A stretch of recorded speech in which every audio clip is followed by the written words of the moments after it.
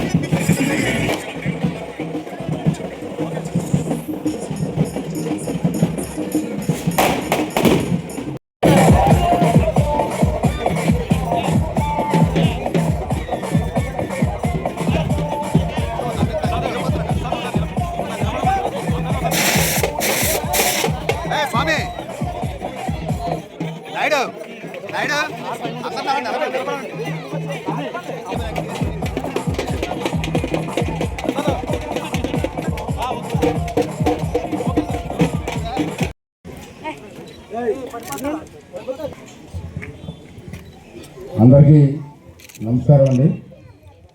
ఈరోజు చాలా ఆనందకరమైన విషయం.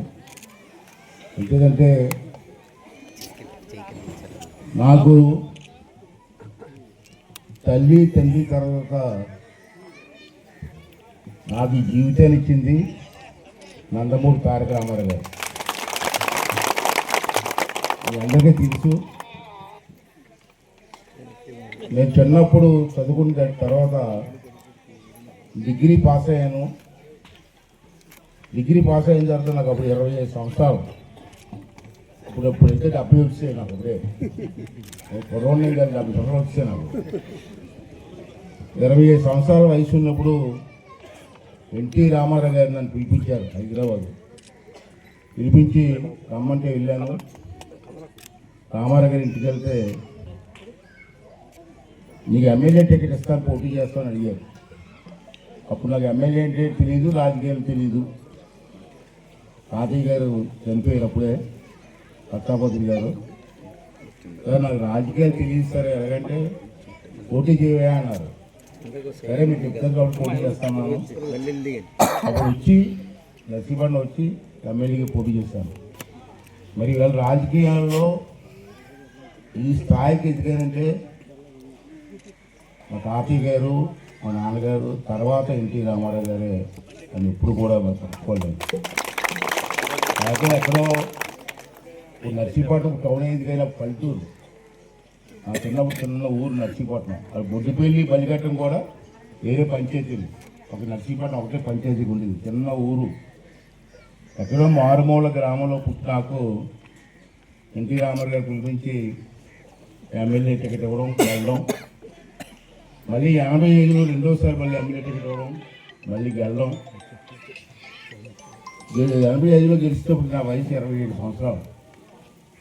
మళ్ళీ నన్ను పిలిపించారు. మళ్ళీ అందరికీ నాకు చంద్రబాబు గారు సీఎం అయిపోవడం దేవుడి దయ ఉండాలా, పెద్ద మనసు ఉండాలా. అదే మీకు ఇష్టం నిలబడడం చెప్తున్నాను. మంచి ఊరిని పాడు చేయొద్దు. చేతలైతే సాయం చేయండి, లేదా ఇంట్లో పడుకోండి. ఎవరికన్నాడు కొట్లు సావడం, ఆడి మీద వీడి మీద పొడవడం. ఎన్టీ రామారావు గారు మహానుభావుడు. నేనన్నా కాదు, ప్రపంచవ్యాప్తంగా ప్రపంచంలో ఎక్కడికి వెళ్ళినా ఎన్టీ రామారావు గారు అమ్మో, ఏ దేశం వెళ్ళినా ఎక్కడి నుంచి వచ్చాడు, ఆంధ్ర రాష్ట్రం అంటే ఎన్టీ రామారావు గారా అని అడుగుతారు. నేను మొన్న వచ్చారు కొంతమంది పెద్దలు నా ఇంటికి. ఎంత ఘోరం అండి, ఇలాంటి రాజకీయాలు చేయాలండి, అసలు రాజకీయాలు చేసేసి మానేద్దాం అనుకుంటున్నాను. ఎందుకు అనుకున్నానంటే వచ్చారు. ఎన్టీ రామారావు గారు విగ్రహం పెడుతున్నామండి, మీ చేతుల మీద చేస్తే బాగుంటుందంటే పెద్ద అయినా ఇందిరానయ్య తప్పనిసరిగా వస్తున్నాను. ఎన్ని పనులు నాకు అసెంబ్లీ అవుతుంది నాకు ఈవేళ. రేపు అసెంబ్లీ ఉందో ఉదయం నాకు 9 గంటలకి విజయవాడలో. అయినా సరే పర్లేదు వస్తాను, వచ్చి దండేసి రాత్రి కారులో వెళ్ళిపోతాను నేను. ఇది మళ్ళీ ఉదయం అసెంబ్లీకి వెళ్తాను చెప్పారు. అంటే అది అంతే కదా ప్రాణం. కానీ ఇక్కడ ఒక విషయం చెప్పాలా, ఈ విషయం చెప్తే చాలా అంటే బాధపడతారు నా మీద. తెలుసు ఈ పారిపోయినే దొంగనా కొడుకుని తిడతాను నేను. అది కూడా అయినా చెప్తాను అంటే తెలియాలి కొన్ని విషయాలు. నాకు ఓపెన్గా చెప్పకపోవడం వల్లే ఈ వ్యాసాలు నడుస్తున్నాయి. పెద్దలు కొంతమంది వచ్చారు జగన్పేట నుంచి, రేపు వచ్చి అండయ్యేది సార్ ఓపెన్ చేయమన్నారు. వస్తా ఉన్నాను. 2 రోజుల నుంచి మీరు రావద్దు కప్పుడు నాకు ఈ ఊళ్ళో కొంతమంది. ఏం తప్పే ఉందండి, ఎన్టీ రామారావు గారి బొమ్మ వచ్చి తప్ప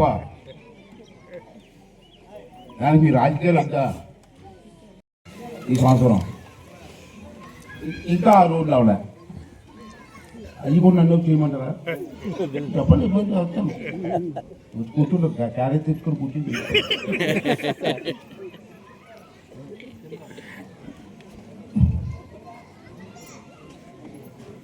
ఈ వర్క్లు కూడా నేను చేయలేదు. మీ ఊర్లో ఎవరు చేశారంటే చేస్తున్నారంటే వెంకయ్యనాయుడు గారు. ఎవరండి వెంకయ్యనాయుడు గారు? మీరు 3 వర్క్లు చేస్తున్నారు, చేయలేదు. చెప్తాను తిట్టుకున్న పర్లేదు, రేపు నాకు ఓటు వేయకపోయినా పర్లేదు, నేను లెక్క చేయను. డబ్బులు ఇచ్చిన దాకా నువ్వు చేయకపోతే నువ్వు ఎందుకు చెప్పాలి, జనాలు తెలియాలి. ఎంతసేపు అయ్యాన పోతుంది ఇవ్వలేదు అన్నారు. నేను డబ్బులు ఇచ్చిన దాకా నువ్వు చేయట్లే. కాబట్టి నాయకులు గారు ఎందుకు ఊళ్ళో శ్రీనంటే ఎవరు? నువ్వు 2 వర్కులు నేను చేయలేదు. ఇప్పుడు పదపోతే చెప్తా. మహాలక్ష్మి